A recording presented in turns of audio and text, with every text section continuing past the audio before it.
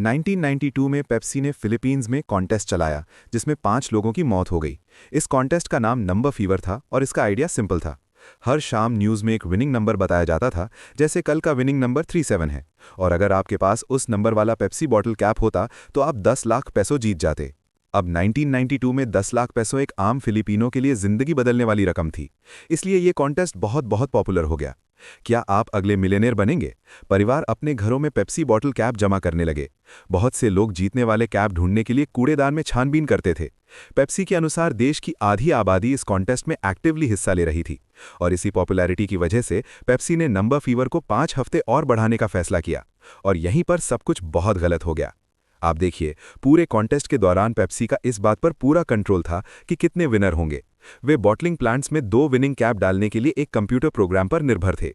2 winning cap का मतलब था कि सिर्फ 2 विनर हो सकते थे, और पेप्सी अपने बजट में रहती। लेकिन कॉन्टेस्ट बढ़ाने के बाद कुछ गड़बड़ हो गई। कंप्यूटर प्रोग्राम में ग्लिच आ गया, जिससे कुछ नंबर आपस में मिल गए, और 25 मई 1992 को शाम 6 बजे चैनल 2 इवनिंग न्यूज़ ने जीतने वाला नंबर 349 बताया। और जबकि सिर्फ 2 विनर होने चाहिए थे, लाखों फिलिपिनो ने जश्न मनाना शुरू कर दिया। असल में 349 को पहले ही नॉन विनिंग नंबर घोषित कर दिया गया था, और इसी वजह से बॉटलिंग प्लांट जितनी चाहे उतनी संख्या में उस नंबर को प्रिंट करने के लिए आज़ाद थे। इसका नतीजा ये हुआ कि फिलीपींस में 6 लाख से ज़्यादा 349 कैप्स सर्कुलेट हो गए। 349 इतना आम कैप था कि उस रात कई लोगों के पास एक से ज़्यादा कैप थे। सड़कें जश्न से भर गईं, वे सब अमीर हो गए थे और आखिरकार पैसे की चिंता करना बंद कर सकते थे। सैकड़ों लोग अपने जीतने वाले कैप लेकर पेप्सी फैक्ट्री की ओर भागे। जल्द ही फैक्ट्री को बंद करना पड़ा और पुलिस ने उसकी पहरेदारी की। कंपनी को जल्द ही एहसास हो गया कि उन्होंने बहुत बड़ी गड़बड़ कर दी है। पेप्सी के एग्जीक्यूटिव्स ने आधी रात को एक मीटिंग की ताकि कोई समाधान निकाला जा सके। हर जीतने वाले कैप का सम्मान करने में उन्हें अरबों डॉलर का खर्च आता, इसलिए इसके बजाय उन्होंने सारा दोष कंप्यूटर पर डाल दिया और हर जीतने वाले कैप के लिए 500 पैसों देने की पेशकश की। अब 500 पैसों सिर्फ $8 के आसपास थे। ये ओरिजिनल इनाम का सिर्फ 0.5% था, और जबकि कुछ लोगों ने ये ऑफर मान लिया, ज्यादातर ने मना कर दिया और वे और भी ज्यादा गुस्सा हो गए। उन्हें किसी कंप्यूटर एरर की परवाह नहीं थी। उनकी नज़र में पेप्सी एक मल्टी-बिलियन डॉलर की कंपनी थी, उन्हें पूरे इनाम की रकम देनी ही थी। लेकिन पेप्सी नहीं मानी और हिंसक विरोध प्रदर्शन और दंगे भड़क उठे, जिसमें आखिरकार 5 लोग मारे गए और दर्जनों घायल हो गए। 349 विनर पेप्सी फैक्ट्रियों में घुस गए, खिड़कियों में मोलोटोव कॉकटेल फेंके और पेप्सी ट्रकों पर बम फेंके जो वहां से गुजर रहे थे। अगले साल गुस्साई भीड़ ने पेप्सी से लड़ने के लिए ज्यादा संगठित तरीका अपनाया।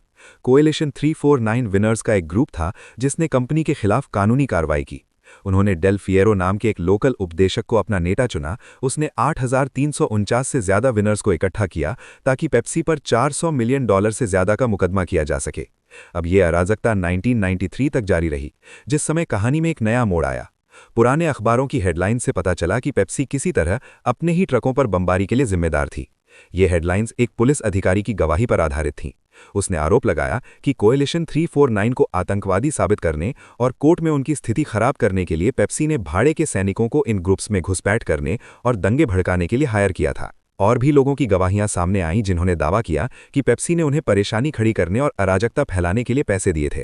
पेप्सी के एक वकील ने जल्द ही इन आरोपों से इनकार कर दिया और 1993 में ये सब खत्म हो गया। कोर्ट ने आखिरकार 9 पेप्सी एग्जीक्यूटिव के लिए अरेस्ट वारंट जारी किए। ये कोएलिशन 349 के लिए एक बहुत बड़ी जीत थी, लेकिन बदकिस्मती से ये उनकी एकमात्र जीत थी। अगले कुछ महीनों में लगभग सभी सिविल केस और आपराधिक शिकायतें कोर्ट से खारिज कर दी गईं, और 2006 में कोर्ट ने बाकी सभी कोर्ट केस बंद कर दिए। उन्होंने पाया कि नंबर फीवर आपदा में पेप्सी की कोई लापरवाही नहीं थी। जब सब कुछ खत्म हो गया तो पेप्सी को सिर्फ 1,50,000 पैसों का एक छोटा सा जुर्माना देना पड़ा। कई फिलिपीनियों जिन्होंने नंबर फीवर का अनुभव किया था, वे आज भी उस सदमे से उभर नहीं पाए हैं। कुछ ग्रुप के सामने पेप्सी शब्द का जिक्र करना भी बुरा माना जाता है। हाल ही में पेप्सी से नंबर फीवर आपदा पर उनकी प्रतिक्रिया पूछी गई और उन्होंने ये बयान जारी किया। ये घटनाएं लगभग 30 साल पहले हुई थीं, और इस प्रोग्राम से जुड़े कोई भी एग्जीक्यूटिव अब पेप्सिको में नहीं है। हमें अपनी गलती से फिलीपींस के लोगों को हुए किसी भी दर्द और दुख के लिए गहरा अफसोस है।